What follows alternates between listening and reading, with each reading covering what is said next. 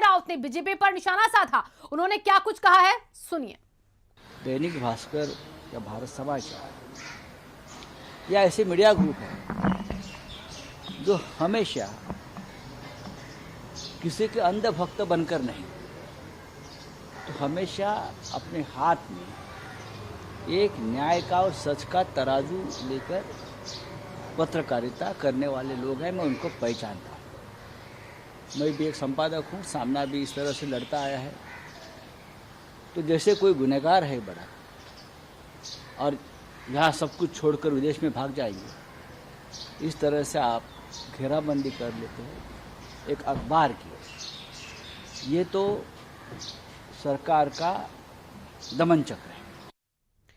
भारत समाचार के head office सहित editor in chief Brajesh Mishra व स्टेट हेड वीरेंद्र सिंह के घर पर आईटी की छापेमारी को लेकर देश और प्रदेश में सरकारों के खिलाफ विपक्ष का गुस्सा भी फूटा है। हमारे साथ मौजूद है इस समय राष्ट्रीय मीडिया प्रभारी भाकियू धर्मेंद्र मलिक जी। उनसे जानते हैं कि आखिरकार भारत समाचार की खबर और भारत समाचार की सत्य से डरकर जो सरकार है वो छापेमारी करा रही है, किस नज़रिए से आप इसे देखते हैं? देखिए, हमारे जो नेता हैं राकेश टिकैत जी, वो लंबे समय से कह रहे हैं कि देश में कैमरे और कलम पर बंदूक का पहरा है। वो बंदूक का पहरा कोई बंदूक से थोड़ा है।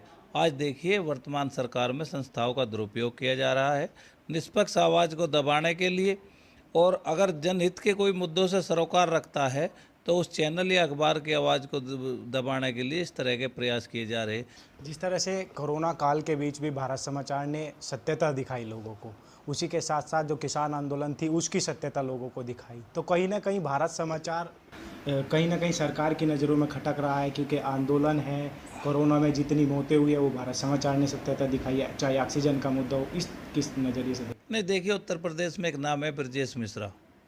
ब्रजेश मिश्रा का जो नाम है ब्रजेश मिश्रा मतलब ब्रेकिंग न्यूज़। कहीं की भी खबर हो उनके पास सबसे स्पीड से वो खबर पहुंचती है, और ब्रेकिंग न्यूज़ उनको इसलिए कहा जाता है कि वो खबर सबसे पहले आती है। कोरोना काल में जो गंगा में लाशें बह रही थी और जिस तरह से निष्पक्ष तरीके से भारत समाचार ने उसको दिखाया, ये आज उसी का परिणाम है। हमारा जनता से भी अपील है कि भारत समाचार आपका चैनल है और आपके मुद्दों से सरोकार रखता है। आप भी इसके खिलाफ खड़े हों और भारत समाचार को मदद करें, और भारत सरकार को मैसेज दें कि जन मीडिया को अगर आपने कुचलने का काम किया या दबाने का काम किया तो जनता आपका इलाज करेगी। सचिन त्यागी, भारत समाचार, मुजफ्फरनगर।